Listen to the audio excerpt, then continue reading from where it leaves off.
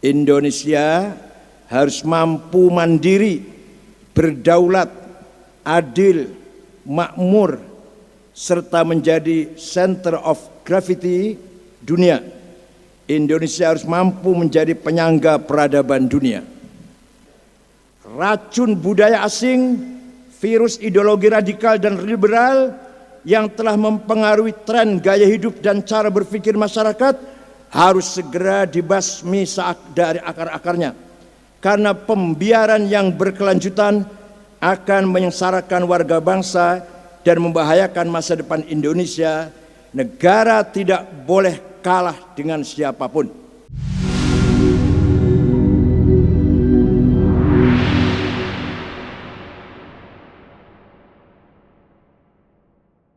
Sebagai bangsa yang benar, yang besar, yang dianugerahi oleh Allah Subhanahu wa taala, berkelimpahan sumber daya alam, dengan jumlah penduduk muslim terbesar di dunia, sebagai negara demokrasi dan berada pada posisi strategis pada titik silang dunia, Indonesia harus mampu mandiri, berdaulat, adil, makmur, serta menjadi center of gravity dunia.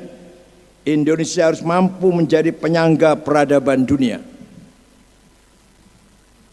Strategisitas Indonesia secara geoekonomi, geopolitik, geostrategi, serta positioning di kancah global harus dibarengi dengan kemampuan Indonesia dalam mewujudkan konsolidasi kedaulatan pangan, energi, dan konservasi untuk melindungi dan memakmurkan segenap warga bangsanya menuju kehidupan yang berkemaslahatan. Indonesia tidak boleh tergantung dengan siapapun dan tidak boleh dikendalikan oleh siapapun. Justru sebaliknya, Indonesia harus menjadi global driver, pengendali global. Walaqad katabna fi zaburi min ba'di dzikri annal ardi yarithuha ibadiyas salihun. Telah ditetapkan dalam kitab Zabur bahwa kemakmuran, kesejahteraan disiapkan oleh Allah untuk hamba-hambanya yang baik-baik, yang soleh-soleh. Tapi kenyataannya kadang sering kebalik-balik. Saya lihat yang kaya-kaya itu, yang konglomerat, nggak ada nama Solikin, Jumadi, Madrais, dulu kanan, nggak ada. Alah.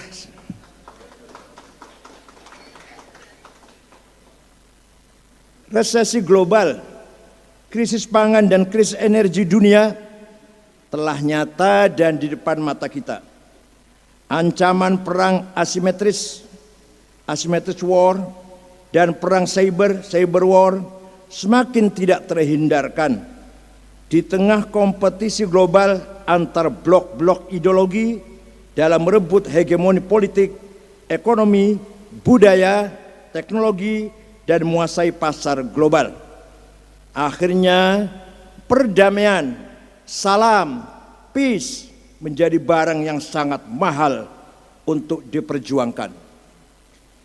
Oleh karena itu, Indonesia harus mampu memenangkan perang kebudayaan, pop culture war, perang mata uang digital, digital currency, perang biologi, biological war, perang makanan, air dan energi, food, water, energy war, dan perang iklim dan bencana, climate and disaster war, yang tengah dan sedang terjadi. Yakinlah dengan optimalisasi sumber daya yang kita miliki, dengan kemampuan yang kuat untuk mewujudkan Indonesia hebat dan mengesampingkan kepentingan pribadi atau kelompok, serta melakukan kerja-kerja kebangsaan secara berjamaah antara pemerintah, organisasi masyarakat sipil, pelaku usaha, parpol, akademisi, dan media, akan mampu merubah ancaman menjadi peluang untuk dimenangkan. Yang tadinya ancaman menjadi peluang. Walawit taba'al haqqu ahwa'ahum la fasadatis samawati wal ardu wa man fihin. Kalau kebenaran dikalahkan oleh kepentingan, hancurlah tatanan kehidupan ini. Kerja-kerja berjamaah dalam mengorganisir kecerdasan dan potensi digital anak-anak bangsa, menggalang solidaritas sosial, menumbuh kembangkan ekonomi gotong royong kemaslahatan, memperkuat eksistensi budaya dan kearifan lokal, mengglorifikasi dan membumikan ideologi Pancasila dengan masif, mendorong visi politik kebangsaan yang luhur, memperkokoh sistem pertahanan dan keamanan kebangsaan yang mempertahanan dan keamanan rakyat semesta, merajut kembali kebinekaan dan memulihkan kembali kepercayaan publik yang tengah terkoyak, menghentikan kerakusan oligarki. Saya ulangi, menghentikan kerakusan oligarki serta melakukan pertaubatan nasional dan memohon pertolongan kepada Allah Subhanahu wa taala agar adalah merupakan gateway, gerbang utama agar Indonesia keluar dari krisis yang harus digerakan. Bangsa dan negara ini tidak sampai terjungkal dalam kubangan kehancuran. Ada yang kelewat, mohon maaf. Yang terhormat Ketua SAS Institute Dr. Sa'adullah, bodolan tenaga kerja di Saudi Arabia. Ya, Ketua PWNU DKI Dr. Syamsul Ma'arif. Oh iya, yang terhormat Ustadz Yajima dari Jepang. Berdiri Pak Yajima, berdiri.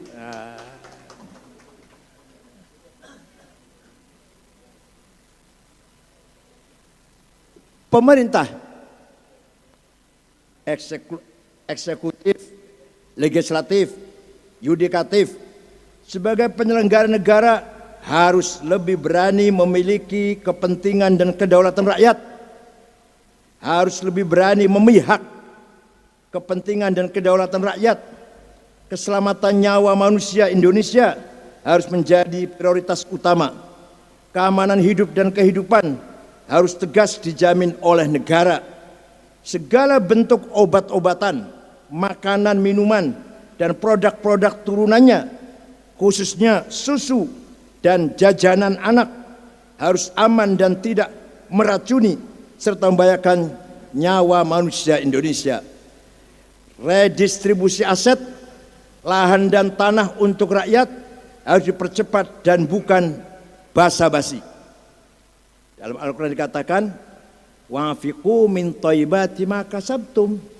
Kamu infaklah dengan apa yang menurut kamu yang paling baik. Jangan kalau untuk sendiri paling baik, kalau untuk infak dipilih paling jelek. Itu pengalaman saya 10 tahun ketika menjadi ketua PBNU. Kalau sekarang sudah bodolan. Redistribusi hutan, setelah kita kejar, mau kita kerjakan MOU dengan Kementerian Kehutanan, ternyata yang masih ada itu tulang. Hutan yang jurang, belum ada jalan, tandus. Kalau yang daging yang bagus-bagus, ya sudah dikangkangi orang sudah. Akhirnya program NU akan melakukan reboisasi atau berhenti, sama sekali tidak terlaksana. Karena setelah kita lihat yang akan dikasihkan kepada kita itu bukan min thayyibati ma kasabtum lah. Manusia Indonesia, redistribusi aset, lahan dan tanah untuk rakyat harus dipercepat dan bukan sekedar basa-basi. Optimalisasi energi baru dan terbarukan wajib disegerakan dan tidak boleh ada yang menghambat. Monopoli atas pangan, energi, obat-obatan, lahan dan tanah harus segera dihentikan. Segala bentuk pelanggaran, penyelewengan, dan kecerobohan yang merugikan rakyat, bangsa dan negara harus diusut tuntas dan ditegakkan seadil-adilnya. Racun budaya asing, virus ideologi radikal dan liberal yang telah mempengaruhi tren gaya hidup dan cara berpikir masyarakat harus segera dibasmi dari akar-akarnya, karena pembiaran yang berkelanjutan akan menyengsarakan warga bangsa dan membahayakan masa depan Indonesia. Negara tidak boleh kalah dengan siapapun. Jadi ancaman kita semakin serius. Entah seperti apa 50 tahun akan datang anak kita. Sudah tidak lagi bangga dengan budaya yang kita warisi dari leluhur kita. Ada dua macam. Imma jadi liberal, sekuler, atau imma jadi takbir.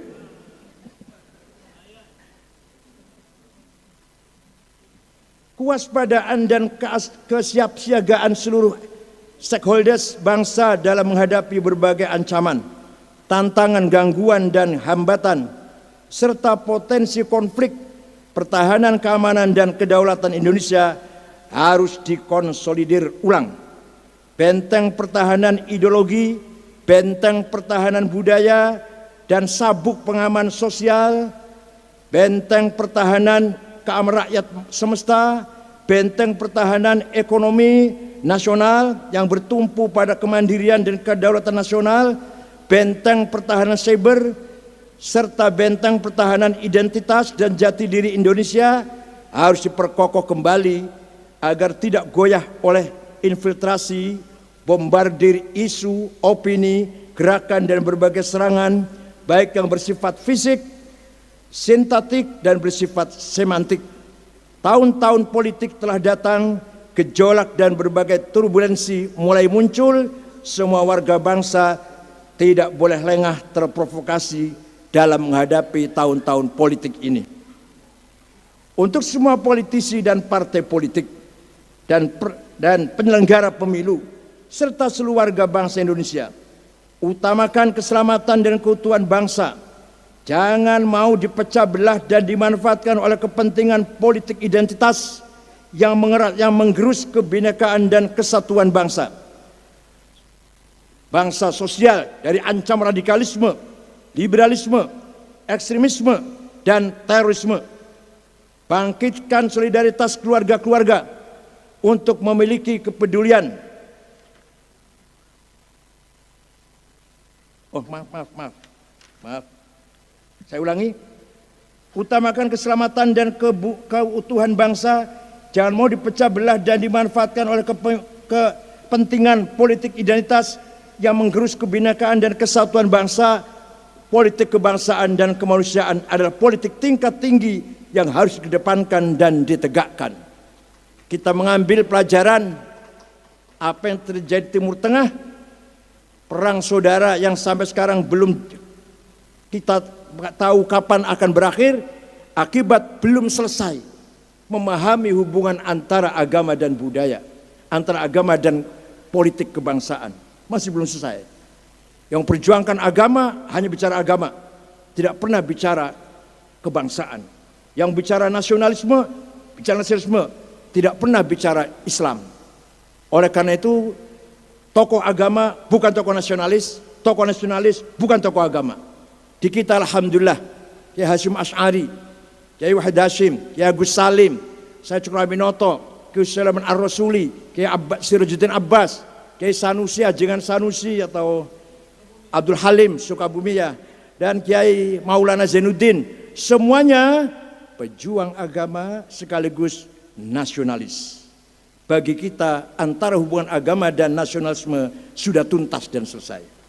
Ini harus dirawat. Tapi kedaulatan tanah tumpah darah Indonesia secara teritorial, digital, finansial, ekologikal, kultural harus dijaga, dilindungi dan dirawat. Jangan biarkan siapa saja mengambilnya walau sejengkal. Keseimbangan antara kepentingan people, planet, prosperity, peace, dan partnership, kepentingan masyarakat, ekologi, ekonomi, perdamaian, dan kerjasama harus terjaga dengan baik. Ancaman bencana ekologis akibat perubahan iklim dan degradasi alam serta kerusakan lingkungan lainnya baik akibat ancaman sampah, terutama sampah plastik, harus segera dimitigasi dan disolusikan. Demikian halnya dengan ancaman turbulensi ekonomi, harus segera diantisipasi. Indonesia harus menjadi bangsa yang mampu mempelopori dunia dalam membangun stabilitas ekonomi sekaligus membangun peradaban ekologis, ecological civilization secara kolaboratif.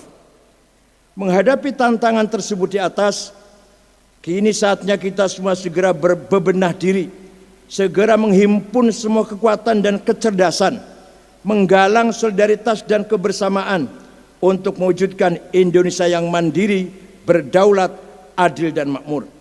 Rumah tangga adalah benteng pertahanan utama NKRI. Kepada pemerintah dan semua pihak, ingat, perhatikan, pelihara dan rawat hak rumah tangga. Harus dirawat baik-baik seluruh keluarga-keluarga Indonesia berbasis rumah tangga. Amankan ideologinya agar tidak terpengaruh ideologi radikal dan liberal. Kuatkan pemahaman jati diri, budaya dan identitas nasional, serta kecintaan terhadap tanah air, agar cara pandang dan gaya hidupnya tidak terpengaruh ideologi budaya dan identitas asing. Perkokoh ekonominya dengan mewujudkan keamanan pangan dan obat-obatan berbasis food and herbal medicine yang ditanam di pekarangan rumah. Kontrol akses dan penggunaan sosial medianya agar tidak terjebak pada hoax, terjebak pada kejahatan digital, dan atau menjadi ketergantungan, serta dorong seluruh anggota keluarga menjadi produsen konten positif. Waspadai lingkungan sosial dan ancaman radikalisme, liberalisme, ekstremisme dan terorisme.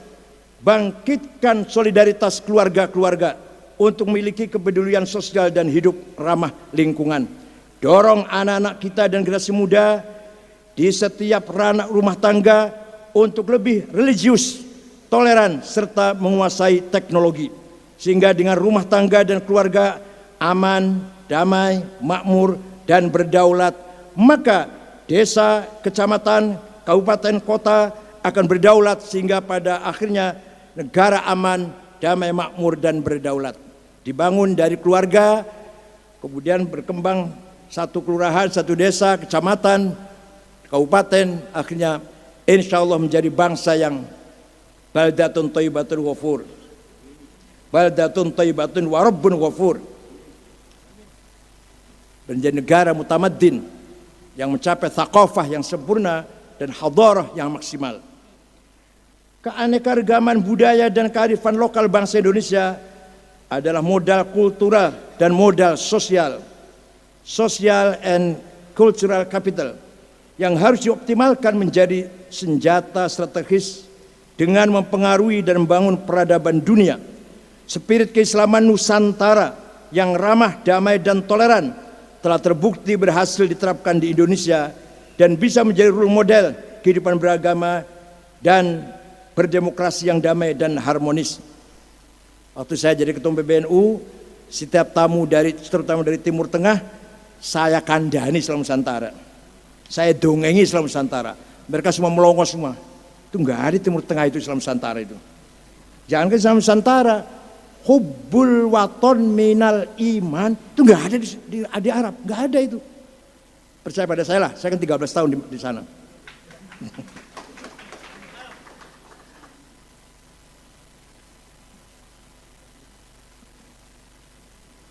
Hal tersebut harus bisa dipromosikan untuk diduplikasi dan diterapkan di negara-negara lain di seluruh dunia.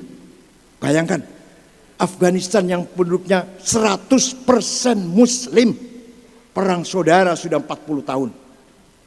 Belum Irak, Suriah, Somali, negara bubar, bangkrut. 100% madhab Syafi'i, bukannya Islam, bukan. 100% madhab Syafi'i, itu Somali itu. Bubar negara itu. Bodolan marinnya jadi perampok jadi penyamun di Samudra India. Apalagi Libya belum selesai, Yaman terus berkecamuk.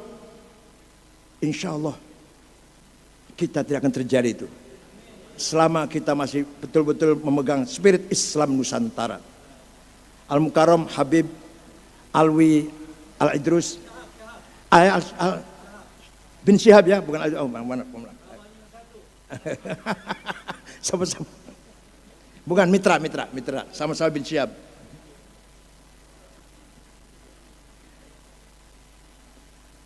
Pemerintah harus lebih agresif mempromosikan dan menyebarluaskan dan mengekspor kebudayaan Indonesia, menyebarkan spirit Islam Nusantara, dan mengekspor ideologi Pancasila ke seluruh penjuru dunia. Dulu pernah Bung Karno itu pidato tentang Pancasila di PBB, Bung Karno itu juga ketika berkunjung ke Soviet, apa itu Pancasila, Bung Karno jelaskan. Sehingga Indonesia mampu menjadi lokomotif peradaban dunia dan bukan menjadi pengimpor ideologi dan budaya asing yang meruntuhkan peradaban bangsa. Kehidupan bernegara dengan spirit Islam Nusantara harus terus dikembangkan selaras dengan tantangan dan perubahan zaman melalui jalur diplomasi budaya, ekonomi, ekologi, dan kemanusiaan serta teknologi. Ke depan Islam Nusantara akan mampu menjadi ikon perdamaian dan pelopor humanitarianisme beragama dan serta kemajuan peradaban.